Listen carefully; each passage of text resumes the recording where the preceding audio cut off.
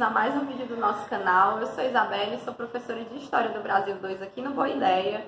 E hoje aqui nesse vídeo a gente vai falar um pouco sobre Era Vargas, assunto que é super importante se você vai tentar a seleção do ímpar e da Casa de Cultura. Aí no nosso último vídeo, nosso vídeo de introdução ao conteúdo de História do Brasil 2, você viu que Era Vargas está aí em primeiro lugar do nosso top 3 dos assuntos que mais caem na prova. Em média, vão aí entre 3 e 6 questões em cada uma delas, né, sobre esse assunto.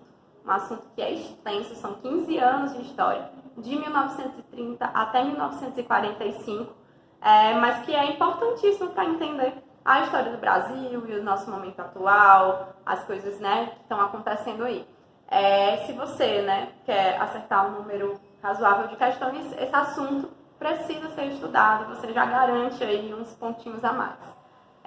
Para começar, então, a entender como é que a gente chega até o Vargas, né?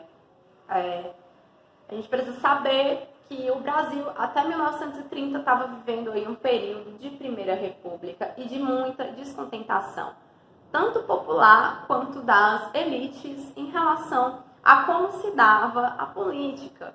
Era uma política muito antidemocrática, muito centralizada nos oligarcas, no coronelismo. Era uma política que não respeitava a vontade popular. Era uma política que tinha como uma característica muito forte ser pautada principalmente pelos os grandes latifundiários do café, né, que se encontravam aí em São Paulo. O café, nesse momento, é um produto super importante para a economia brasileira, é o que principalmente gera mais renda para o Brasil. Então, os cafeicultores eram ali a classe que pautava a política brasileira. Muita gente, então, estava descontente com isso, e aí começou a se desenhar o que a gente chama de Revolução de 1930, que era uma revolução justamente dessas pessoas descontentes, né? Principalmente pessoas de uma elite intelectual ou de outras áreas aí, que não só o café, que se sentiam desfavorecidas a partir dessa política centralizada. Essa Revolução de 1930, então, retira ali o poder dos cafeicultores e coloca o Getúlio Vargas em caráter de governo provisório. O que é, então, um governo provisório? E aí a gente vem para a primeira parte da nossa aula, que vai ser dividida em 3. Governo provisório é um governo que está ali, provisoriamente, como literalmente, né, o nome aí conta para a gente.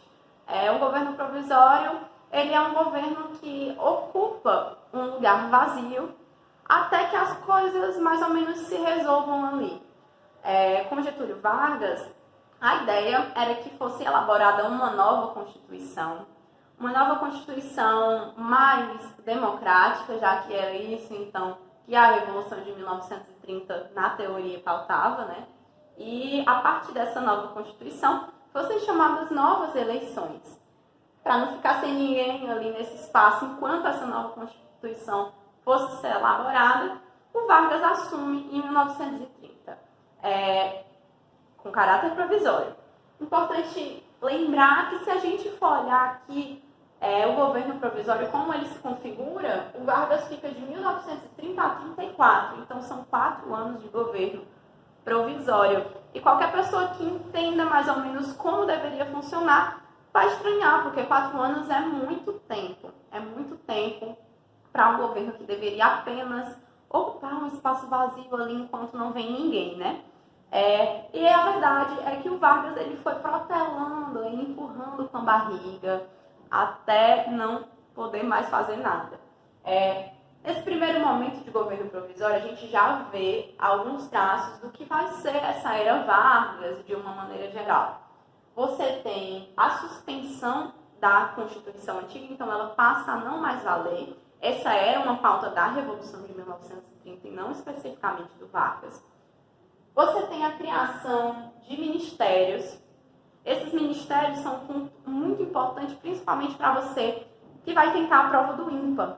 Você precisa pesquisar todos os ministérios que foram criados pelo Vargas e quem eram os ministros no decorrer desses 15 anos, porque isso pode ser uma questão a cair. Lembrando que na nossa apostila do Boa Ideia, a gente tem a lista de todos os ministros lá, bonitinhas e organizadas para você consultar. Ó, aqui para vocês, a gente tem a listinha dos ministros. Se você quiser ter acesso, né, a essa apostila, é só entrar em contato para adquirir. E lembrando também que quem é inscrito aqui no canal, quem curte a gente no Instagram, no Facebook, tem direito a acesso ao nosso Drive, às provas comentadas, que vão te ajudar bastante a estudar e a fazer uma boa prova. Retomando o assunto, você tem a criação de ministérios. Que ministérios? Por exemplo, o Ministério do Trabalho, o Ministério das Relações Exteriores, Ministério da Educação. Todos esses não existiam até então Vargas passa a criar ministérios demonstrando aí uma certa preocupação com os setores sociais, né? Você tem o começo da elaboração das leis trabalhistas, as leis de trabalho, que vão ser uma marca registrada do Vargas e muito importantes aqui para o desenrolar dessa história. Você tem a criação do novo Código Eleitoral. Essa parte é muito importante que você, tanto quem vai tentar a prova do ímpar, tanto quem vai tentar a Casa de Cultura, saiba que em 1932 é definitivamente, então, legalizado o voto feminino. Essa é uma das questões que vão mudar no Código Eleitoral, né? Até então, as mulheres não poderiam votar. E outra questão muito importante também sobre esse novo Código Eleitoral é que, a partir daí, além de o voto não ser mais censitário, ou seja, né, ele não é mais aí um voto por salário, né? Você tem o voto secreto, porque então o voto era aberto. E isso vai dificultar muitas coisas nesse primeiro momento, né, de Primeira República, porque a gente tem, né, o voto de cabresto, por exemplo. Tudo isso aí vai desenrolar de um jeito que fere a democracia, né? E aí você tem aqui, nesse primeiro momento, a instituição do voto secreto e do voto feminino. Esses são dois pontos muito importantes para você saber e lembrar na hora de fazer a prova. E por fim, você tem um boom de uma certo descrença no governo Vargas. Muitas pessoas resolvem fazer oposição a esse governo. Por quê? As pessoas estavam achando estranho as boas intenções do Vargas, com ele demorando tanto tempo em um governo de caráter provisório. Eles começam a pressionar o Vargas e a dizer, olha, tem alguma coisa estranha aí, você estava dizendo que queria ser democrático, mas você está passando 4 anos sem ter sido eleito democraticamente. Parte dessas pessoas, claro, tinham interesses econômicos pessoais. Muita gente, né, eu acho que a principal oposição do Vargas nesse momento de governo provisório eram justamente aqueles cafeicultores que foram tirados do poder das oligarquias, né, e que estavam aí em São Paulo. Eles, então, mobilizam uma revolução chamada Revolução Constitucionalista Paulista de 1932. E essa Revolução Constitucionalista Paulista constitui também um fato super importante e que pode vir a cair nas provas com frequência. Essa revolução pressiona o Vargas, de certa forma, assim como todos os outros movimentos de oposição, e faz com que a gente vá para a segunda parte da história, que é, então, o governo constitucional. Governo constitucional, claro, porque, então, agora a gente tem uma Constituição.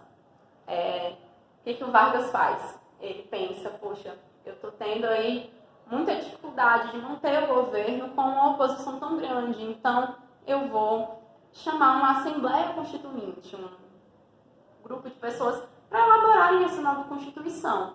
E ela vem aqui em 1934, quando começa o nosso novo Código Eleitoral oficialmente, as leis trabalhistas oficialmente, os ministérios oficialmente, né? Porque tudo isso entrou em vigor no governo provisório, mas só foi ser realmente oficial e constitucional, claro, com a elaboração da nova Constituição, em 1934.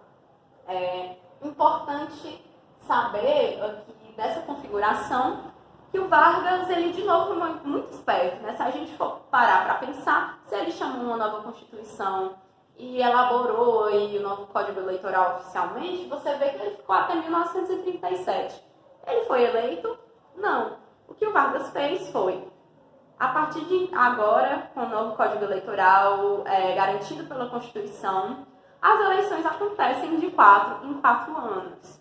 Então, como inclusive até hoje, né, as nossas eleições presidenciais acontecem a cada 4 anos. E aí o que ele fez? Ele disse, então, se acontece a cada 4 anos, a partir de agora, eu estou aqui no mandato, e só daqui a 4 anos a gente tem, então, uma eleição. E aí ele consegue prolongar por mais 3 anos o governo constitucional com essa prerrogativa de que o mandato dele começaria, mesmo sem eleição, né, mesmo sem ter sido eleito, a partir dali. Você tem, então, o governo constitucional marcado aí pelo início oficial dessas mudanças. É aqui no governo constitucional onde muita gente começa a ficar descontente com o governo Vargas de verdade. É claro que aqui, como eu já falei, né, a gente já teve uma revolução, um processo de disputa muito grande em relação ao governo Vargas, mas aqui a gente tem uma acentuação muito grande, porque a oposição não vinha de um lugar só. O Vargas ele sempre foi esse sujeito meio conciliador, que estava ali dando um pouquinho para um pouquinho para outro, e no final das contas não satisfazia ninguém. Lembrando também que sempre que a gente estuda história do Brasil, é super importante fazer a relação do que estava acontecendo aqui com o que acontece no restante do mundo. Então, é pensar a história do Brasil e como essa história do Brasil se relaciona com o que está acontecendo por aí.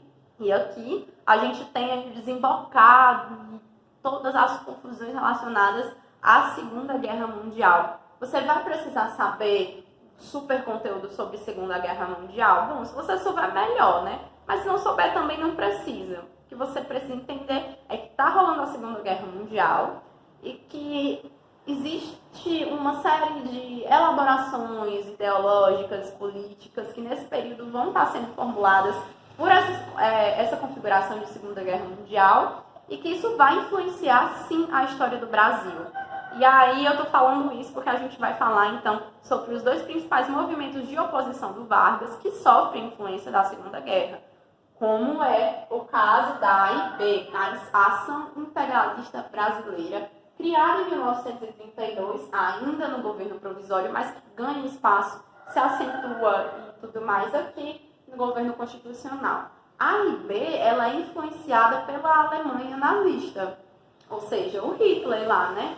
Então, eles têm aí fins ideológicos bélicos que vão falar sobre a guerra de uma maneira muito fascista, incisiva, violenta. São pessoas que pregam o cristianismo, então são pessoas muito cristãs, católicas especificamente, não protestantes, e muito conservadoras nos costumes, né? Mas também na economia. Não gostam do liberalismo, são contra os Estados Unidos, lembrando que aí na Segunda Guerra Mundial a Alemanha e Estados Unidos não estão do mesmo lado, então são antiliberais. Lembrando também que a AIB ela vai ter aí um nome importante da sua liderança, que é o Plínio Salgado. Para quem vai tentar muito, é sempre importante ficar aí atento nesses nomes, quem lidera, quem está ali, né, no meio dessa coisa toda. Então, Plínio Salgado é um nome importante para você lembrar. E a gente tem também a fundação da ANL em 1935. A ANL, que é a Ação Nacional Libertadora, Aliança Nacional Libertadora. A Aliança Nacional Libertadora vai ser uma oposição que vai completamente oposto da ANL, né? Ela vai ser principalmente uma organização de pessoas de centro e de esquerda.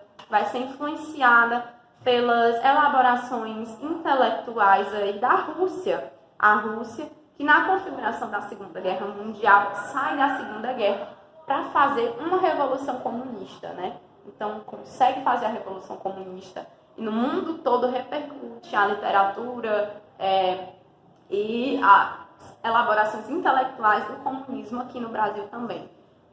Claro que não eram só comunistas que faziam parte aí da organização, mas o PCB, o Partido Comunista Brasileiro, que já existia no momento, vai ser sim um ponto muito importante nessa história, né?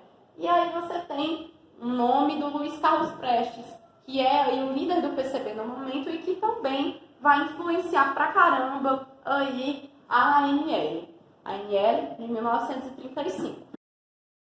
A IB e a ANL estão distintas entre si, né? Oposições ao Vargas que vão caminhar para lados muito diferentes um do outro. Elas vão aí liderar revoltas armadas e diretas contra o governo Vargas em determinado momento. Primeiro a gente tem uma em 1938, que é a Intentona Integralista, liderada pela AIB do Plínio Salgado. E depois a gente tem aqui, antes na verdade, em 1935, a Intentona Comunista liderada pela ANL, né, do Luiz Carlos Prestes. Cuidado para não confundir as duas intentonas. A gente vai ver posteriormente que caem questões aí sobre essas intentonas no ímpar e na Casa de Cultura, onde a única diferença entre elas é a data, sem contextualização. Então é importante vocês não confundirem as duas coisas, as duas oposições e as duas intentonas, que aconteceram em momentos diferentes, né? E que tinham objetivos políticos diferentes também. E aí, esse ponto, né, acaba encerrando a nossa segunda parte, levando a gente até o Estado Novo. Se você prestar bastante atenção, você vai perceber que o governo constitucional não durou 4 anos, durou apenas 3 anos, né? Então, já é de se prever que alguma coisa deu errada no plano do Vargas de ficar aí 4 anos no poder. E a verdade é que o que ele fez, né? O que ele pensou? Ele teve uma luz, assim, dizendo que, olha, vai acabar o meu governo e eu quero ficar mais tempo. O que é, então, que eu vou fazer para que isso aconteça, né? Então, ele usou da prerrogativa da oposição, principalmente a ANL, que estava muito forte no período, e publicizou um negócio chamado Plano Cohen. O Plano Cohen vai ser a divulgação pelo governo Vargas de uma carta.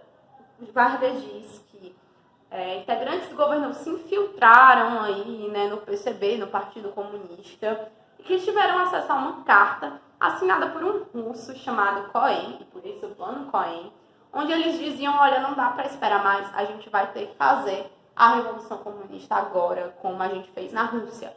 O Vargas, então, põe alarde em cima desse Plano Cohen, e aí diz que a gente está em um momento de exceção, não dá para ter eleição agora porque é muito perigoso, eles vão dar um golpe de Estado na gente. Então eu vou prolongar por tempo indeterminado o meu governo.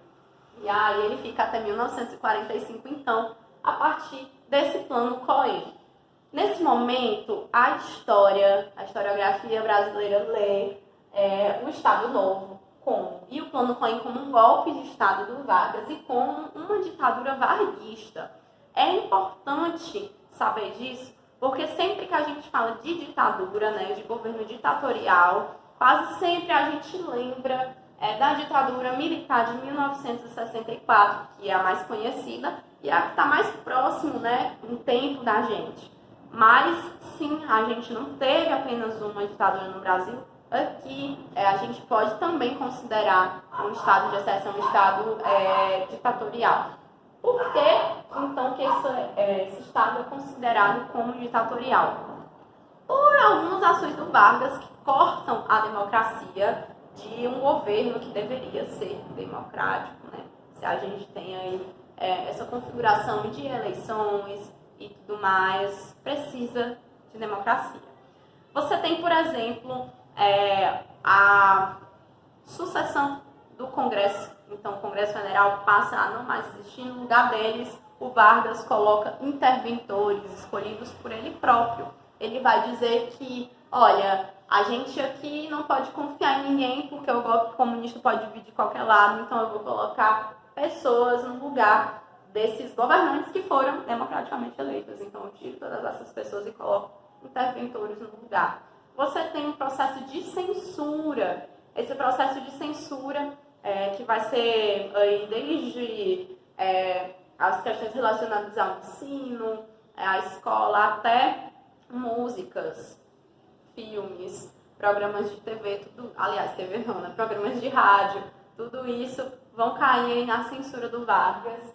E isso vai ser feito principalmente pelo DIP, que é o Departamento de Imprensa e Propaganda. Muita gente conhece aquele programa de rádio chamado Hora do Brasil, que hoje em dia, né, passa de manhã e à tardinha. Esse programa de rádio, que é um dos mais famosos do país até hoje, foi um programa criado pelo Vargas, né, criado pelo Departamento de Imprensa e Propaganda, com a intenção de propagandear o governo. Hoje em dia ele não tem mais caráter, né, de ligação institucional com o governo, mas naquela época era um programa feito para fazer propaganda do Vargas. Então você tinha aí o DIP, que fazia propaganda do Vargas e proibia tudo o que fosse minimamente contra o ideal varguista, né, vetado. E isso desde coisas mais complexas, como uma oposição clara, posicionamentos, né? Os partidos políticos foram proibidos nesse momento, então era proibido ter partido político, independente de qual fosse ele. O PCB foi para a ilegalidade, mas ele também tinha esse caráter de propagandeamento, né? Aqui a gente também tem um período muito dual em relação à população, porque se a gente conta essa parte da história, você vai pensar, poxa, então a população deve ser muito contra o Vargas, né? Porque o Vargas era horrível, um ditador. E a verdade é que não. Boa parte da população, na verdade, gostava muito do Vargas, né? O Vargas era um presidente popular, como pouco se viu depois dele na história do Brasil. E aí você me pergunta por quê? Porque ele soube conciliar as coisas muito bem. Ao mesmo tempo que ele estava aqui dentro de uma ditadura, com o DIP, controlando todas as informações, o que fazia claro com que só coisas boas chegassem na população sobre ele, né? Além disso, você tem também a criação da CLT, da carteira de trabalho, que são pontos muito importantes para garantir que a população continue gostando e apoiando muito o Vargas, né? Já era uma reivindicação dos trabalhadores e dos operários muito grande, mas que ainda não tinha acontecido. A CLT ela vai regulamentar coisas que hoje para nós são muito básicas, mas que até então não existiam, como, por exemplo, uma jornada mínima de trabalho, salário mínimo, né? É a própria carteira de trabalho, que é uma seguridade ali legal de que você tem aquele emprego e ninguém pode te expulsar do dia para a noite. Todas essas coisas elas vão aí ser muito importantes para fazer com que a população goste pra caramba do Vargas. Além disso, você teve uma geração de empregos muito grande, porque o Vargas iniciou definitivamente um processo bem grande de industrialização, que já tinha sido ali começado na Primeira República, mas que só ganha realmente força estatal, de fato, aqui no Estado Novo do Vargas, né, até 1945.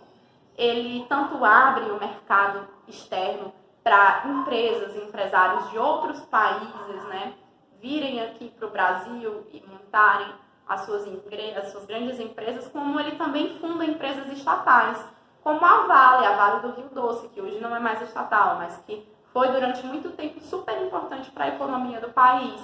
Foi criada pelo Vargas aqui no Estado Novo. Diante disso, é claro, como desde o primeiro momento vinha tendo uma oposição que foi crescendo aqui no Estado Novo, o negócio ficou ainda pior. Então, você tem muita gente dizendo Vargas é antidemocrático, Vargas vai ter que sair. Essas pessoas eram principalmente as pessoas, né? Os comunistas, os fascistas, são as pessoas de uma elite intelectual, de uma elite econômica que porventura não era favorecida pelo Vargas.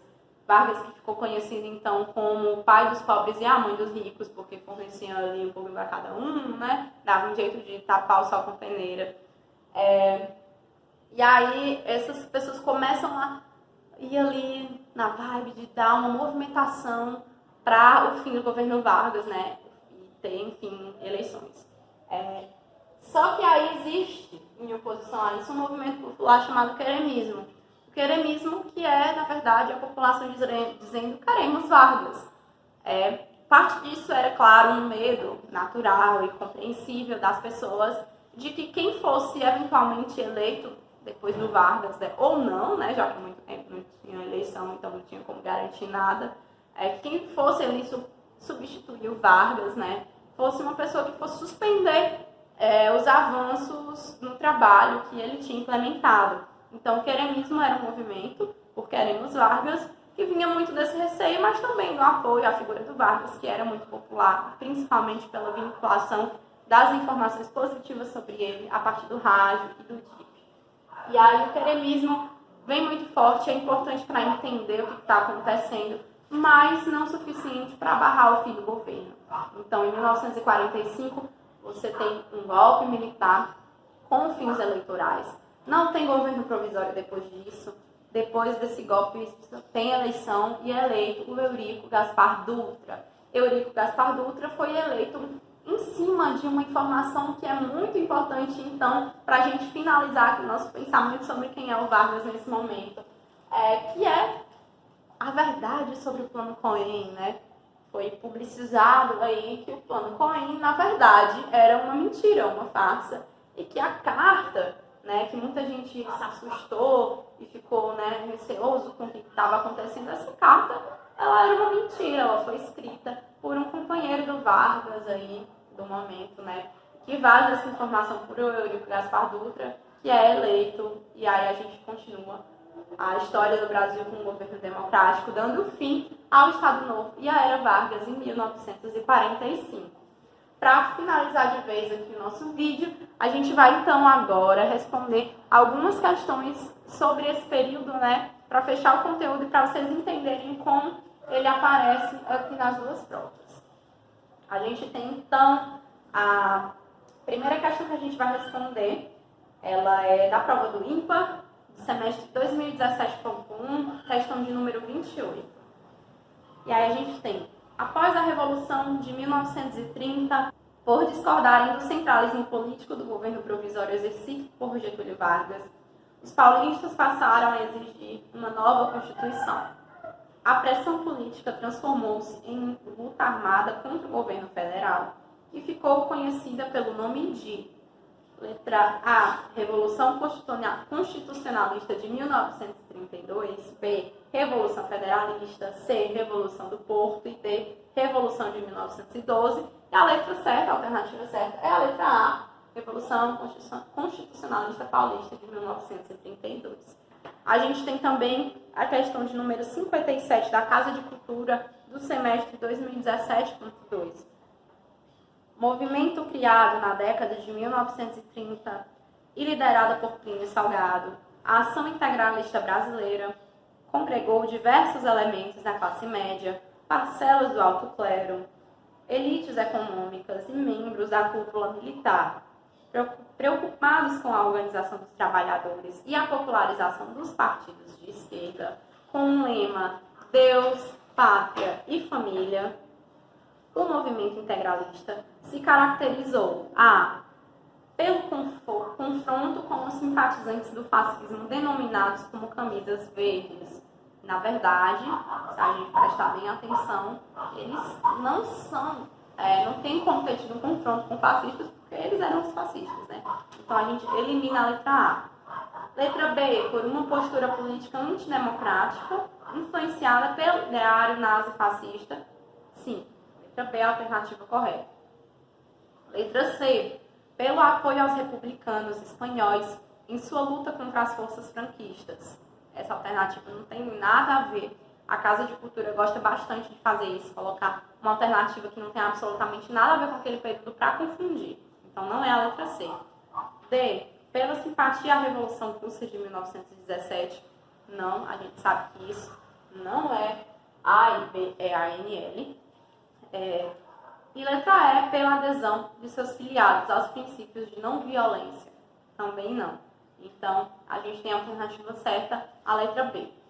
Vamos então para a questão de número 29. 8 do semestre 2017.2 do INPA. Então vamos lá. Nome pelo qual ficou conhecida a tentativa fracassada de depor o governo de Getúlio Vargas, ocorrido em 1938, durante a ditadura do Estado Novo. A. Encilhamento. B. Intentona comunista. C. Intentona integralista. E D. Revolta de Aragarças. Esse é um típico exemplo de uma prova do INPA super objetiva, né? Então você tem a intentona comunista e a integralista, e a única coisa que diferencia as duas aqui nessa questão que não contextualiza é a data. Então, pela data, em 1938, a gente está falando da intentona integralista. E para finalizar o nosso vídeo, vamos para a última questão de número 56 do semestre 2019.1 da Casa de Cultura. Brasil, meu Brasil brasileiro, abre aspas, né? Brasil, meu Brasil brasileiro, meu mulato isoneiro, vou cantar-te nos meus versos. Esse Brasil lindo e tigreiro é o meu Brasil brasileiro, terra de samba e pandeiro. A canção Aquarela do Brasil, composta em 1939 por Ari Barroso, teve o seu verso Terra de Samba e Pandeiro, vetado pelo DIP, Departamento de Imprensa e Propaganda, que posteriormente, após apelos do compositor, veio a ser liberado na visão do DIP, o verso vinculava. Então ele quer saber o que o DIP viu de errado aí nessa música, que inclusive é super conhecida, né? Vamos lá. Letra A. Imagens depreciativas do país? Pode ser. Vamos deixar reservada essa alternativa. Críticas ao governo varguista? Não, né, gente? Terra de samba e pandeiro. C. Propaganda de projetos socialistas? Também não. D. Condenação aos princípios nacionais? Também não. Valores negativos da cultura popular? Também pode ser. Essa é uma questão que deixa muita gente em dúvida na hora de resolver. É feita para confundir. Então, a gente tem que pensar um pouco aqui sobre as duas alternativas. Letra A, imagens depreciativas do país, e letra E, valores negativos da cultura popular. O que diferencia essas duas questões, na verdade, é um ponto essencial, mas que pode passar despercebido. É o fato de que o DIP, quando vai falar de cultura e tudo mais, ele só está preocupado em manter uma imagem no país que seja conservadora e elegante e tudo mais para fora. Ele não está se importando de verdade se as pessoas elas estão sambando ou não. O que para ele é importante é o que externamente o país, né, vai passar de imagem, para garantir que economicamente ele continuasse bem posicionado, já que ele estava aí nesse processo de industrialização e também de se inserir na Segunda Guerra Mundial. Outros dois pontos importantes da era Vargas aqui é que o Brasil vai se aliar aos Estados Unidos na Segunda Guerra Mundial, vai prestar apoio aos Estados Unidos. O Ceará é um dos estados que vai aí ser muito importante, né? O Nordeste vai ser muito importante para esse apoio. E com isso, a gente chega ao fim do nosso vídeo, do nosso conteúdo de Era Vargas. Espero que vocês tenham gostado, que vocês tenham anotado tudo direitinho, que tenha ficado claro. E é isso, tchau, até o próximo vídeo.